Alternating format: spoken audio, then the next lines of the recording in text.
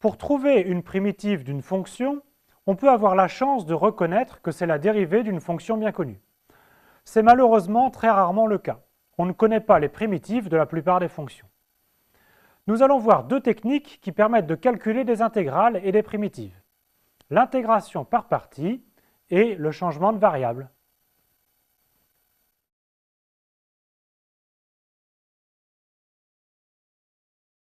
Voici la formule d'intégration par partie. Pour U et V de fonctions de classe C1, c'est-à-dire dérivables et de dérivées continues, alors on a l'égalité. L'intégrale de UV' est égale au crochet de UV évalué entre A et B, moins l'intégrale de U'V. Le crochet grand F évalué entre A et B est la notation pour f de B moins f de A. En particulier, le crochet UV évalué entre A et B, c'est U de B V de B moins U de A V de A. La formule d'intégration par partie pour les primitives est la même mais sans les bornes. Une primitive de UV', c'est le crochet de UV moins une primitive de U'V. Ici, le crochet sans les bornes, crochet de grand F, désigne la fonction f plus c, où c est une constante quelconque. La preuve est très simple. Elle est basée sur la formule de la dérivée du produit. Partons de UV' est égal à U'V plus UV', et lorsque l'on intègre cette égalité de part et d'autre, alors on obtient l'égalité. L'intégrale de U'V plus UV' est égale à l'intégrale de UV'. Mais intégrer une dérivée, c'est évaluer la fonction entre A et B, c'est-à-dire le crochet de UV évalué entre A et B. D'où la formule, l'intégrale de A à B de UV' est égale au crochet de UV pris entre A et B, moins l'intégrale de A à B de U'V.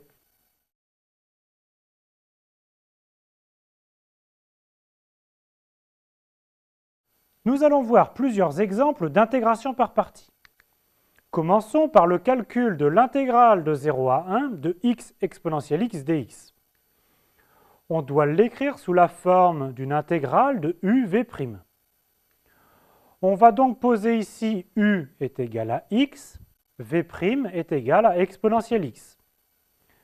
Et nous aurons besoin de savoir que U' est égal à 1. Nous aurons besoin aussi d'une primitive de V', et on prend simplement V est égal à exponentielle x.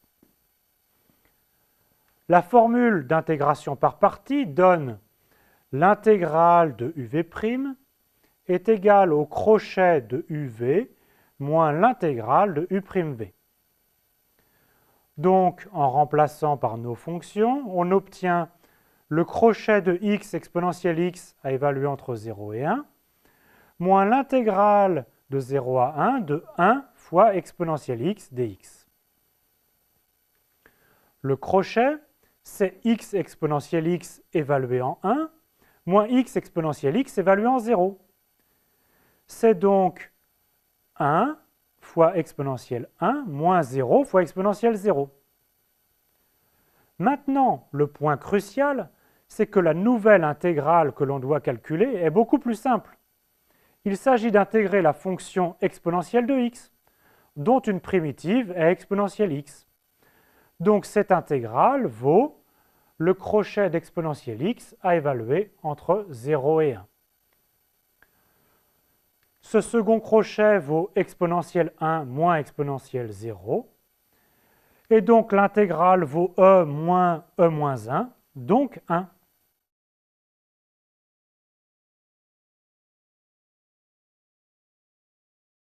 On prend un nouvel exemple. Il s'agit de calculer l'intégrale de 1 à e de x log de x dx. Le problème de l'intégration par partie est de choisir quelle fonction va être u et quelle fonction va être v'. Il n'y a pas de méthode miracle. C'est la pratique et les différents essais qui conduisent à la solution. Cependant, on doit se ramener à une intégrale plus simple. Ici, on va poser u est égal à log de x et v' est égal à x. C'est-à-dire que l'on va dériver le log et intégrer x. Ainsi, u' est égal à 1 sur x et v est égal à x2 sur 2. Par la formule de l'intégration par partie, l'intégrale vaut le crochet de log de x fois x2 sur 2 à évaluer entre 1 et e, moins l'intégrale de 1 à e de 1 sur x fois x2 sur 2 dx. Le crochet vaut log de e fois e carré sur 2 moins log de 1 fois 1 au carré sur 2. Et la deuxième intégrale devient l'intégrale de 1 à e de x dx. Comme log de 1 est égal à 0, alors le crochet vaut e carré sur 2. Et pour l'intégrale, il s'agit de trouver une primitive de x qui est x2 sur 2, qu'il faut évaluer entre 1 et e. Notre intégrale vaut donc e carré sur 2 moins e carré sur 4 plus 1 quart, ou encore e2 plus 1 sur 4.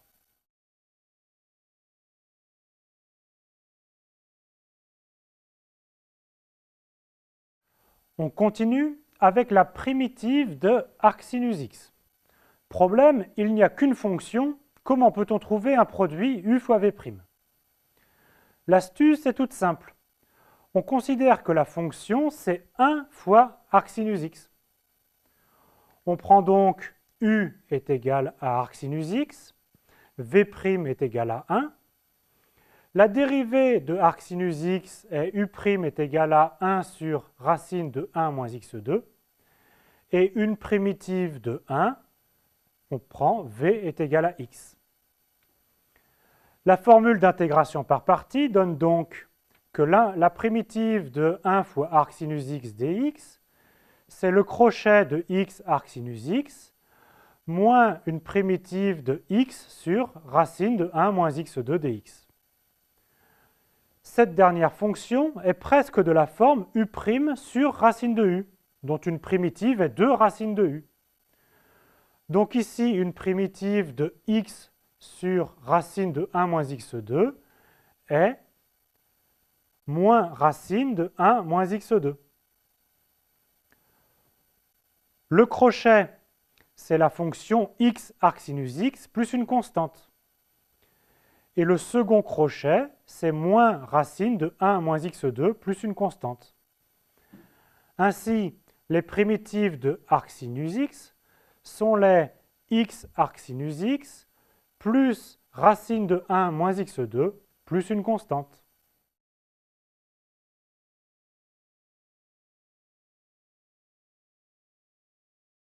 Autre exemple à calculer, les primitives de x2 exponentielle x. On va dériver x2 et intégrer exponentielle x. C'est-à-dire, on pose u est égal à x2 et v' est égal à exponentielle x. Primitive de x2 exponentielle x dx, par la formule d'intégration par partie, c'est le crochet de x2 exponentielle x, moins une primitive de dérivée de x2, donc 2x, fois primitive d'exponentielle x, c'est-à-dire exponentielle x. A-t-on vraiment progressé? Car on a encore une intégrale qui ne s'intègre pas au premier coup d'œil. On ne se décourage pas et on fait une deuxième intégration par partie dans cette nouvelle intégrale. On dérive x et on intègre exponentielle x. On obtient que primitive de x exponentielle x dx est égale au crochet de x exponentielle x moins primitive d'exponentielle x dx, qui cette fois se calcule immédiatement. Donc notre primitive vaut x moins 1 exponentielle x plus c.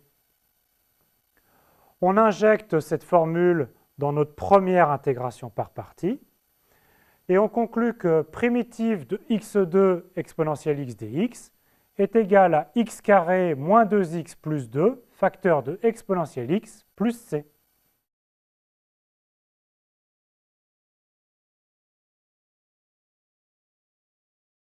Voici le théorème de changement de variable.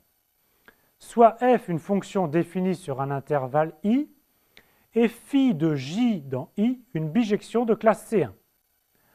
Alors pour tout a et b dans l'intervalle j, on a l'intégrale de phi de a à phi de b de f de x dx est égale à l'intégrale de a à b de f de phi de t fois phi prime de t dt. Voici un moyen simple de s'en souvenir. Si on note x est égal à phi de t, alors par dérivation, on obtient que dx sur dt est égal à phi prime de t. Ce qui conduit à l'écriture dx est égal à phi prime de t dt.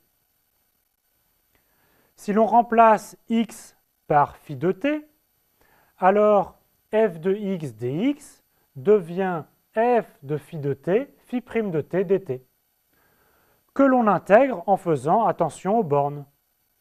On obtient que l'intégrale de phi de a à phi de b de f de x dx est égale à l'intégrale de a à b de f de phi de t fois phi prime de t dt. Une façon plus rigoureuse de faire cette preuve repose sur la formule de la dérivée d'une composition.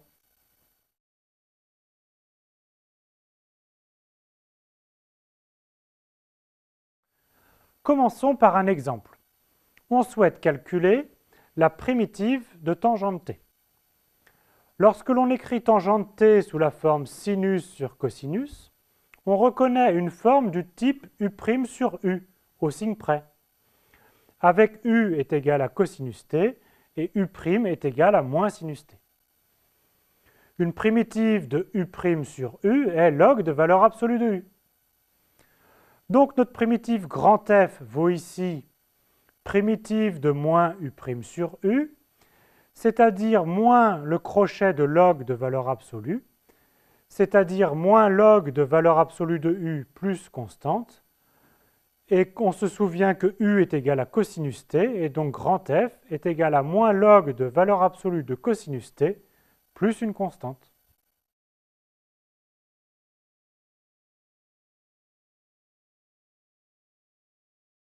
Ce que nous avons fait sans le dire, c'est un changement de variable. Si on note phi, la fonction cosinus t, alors phi prime de t est égal à moins sinus t. Et donc dx est égal à moins sinus t dt. Notre primitive s'écrit donc grand F, c'est la primitive de tangente t dt, qui est égale à la primitive de moins phi prime de t sur phi de t dt. Si on appelle petit f la fonction définie par f de x est égale à 1 sur x, alors grand F est égal à moins primitive de phi prime de t, f de phi de t dt.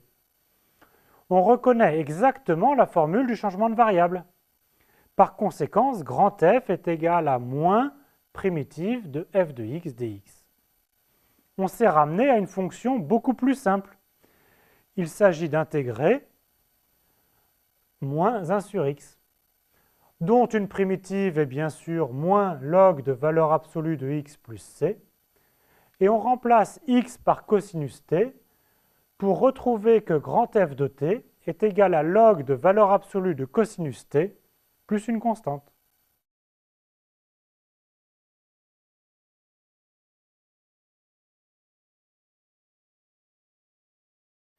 Calculons l'intégrale de 0 à 1/2 de x divisé par 1 moins x2 à la puissance 3/2 dx, par changement de variable. Nous allons poser u, qui est notre fonction phi de x, qui est 1 moins x2. Alors du, qui est phi prime de x dx, est égal à moins 2x dx. Que devient notre intégrale?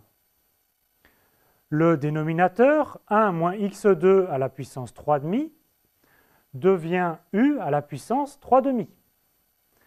Et le numérateur x dx devient simplement moins 1/2 fois du. On a bien une intégrale beaucoup plus facile à calculer. Occupons-nous maintenant des bornes. l'intégrale de départ varie entre x égale à 0 et x est égal à 1 demi. Pour x égale 0, que vaut u? Pour x est égal à 0, alors u est égal à phi de 0, c'est 1 moins 0 au carré, c'est donc 1. Notre intégrale en x démarre en 0, donc notre intégrale en u démarre en 1. Pour x égale à 1 demi, on a u qui est phi de 1 demi, c'est 1 moins 1 demi au carré, c'est égal à 3 quarts. Notre intégrale en x qui finit en 1 demi donne une intégrale en u qui finit en 3 quarts. Donc l'intégrale de départ vaut maintenant intégrale de 1 à 3 quarts de moins 1 demi fois du divisé par u à la puissance 3 demi. L'ordre des bornes est important. On peut sortir le moins 1 demi pour obtenir l'intégrale de u à la puissance moins 3 demi. Mais une primitive de u à la puissance moins 3 demi est moins 2 u à la puissance moins 1 demi, qu'il faut évaluer entre 1 et 3 quarts. Donc notre intégrale vaut 1 sur racine de 3 quarts moins 1, ce qui vaut encore 2 sur racine de 3 moins 1.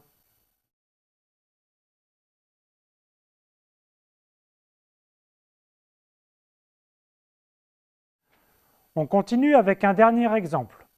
Il s'agit de calculer l'intégrale de 0 à 1 demi de 1 divisé par 1 moins x2 à la puissance 3 demi dx. Attention, par rapport à l'exemple précédent, le dénominateur est le même, mais ici le numérateur vaut 1.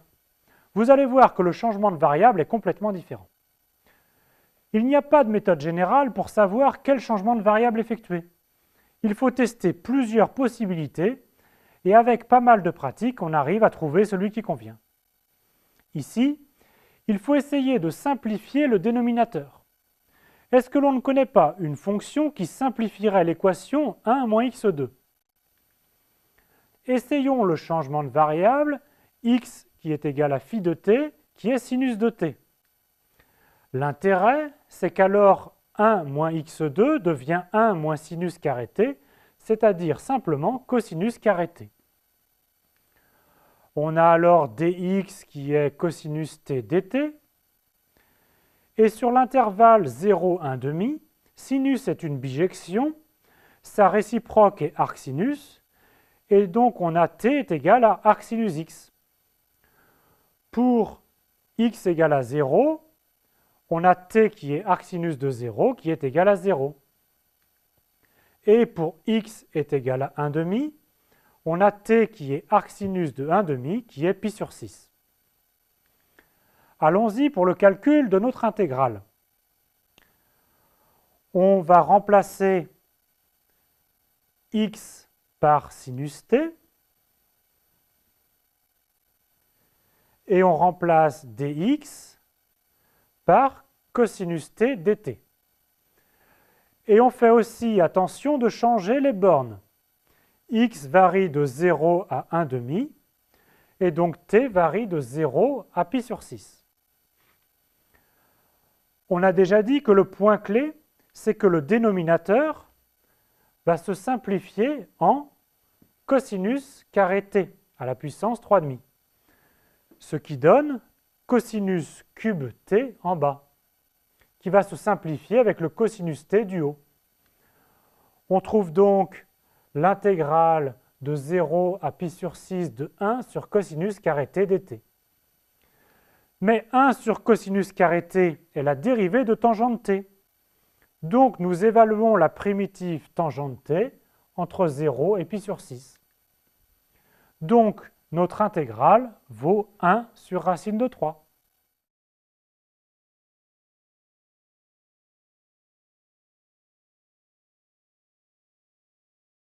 L'intégration par partie et le changement de variable sont deux outils incontournables pour le calcul d'intégrale. Nous avons vu quelques exemples. C'est maintenant à vous de vous entraîner, d'abord sur ces exemples simples avant de passer à des exercices plus compliqués.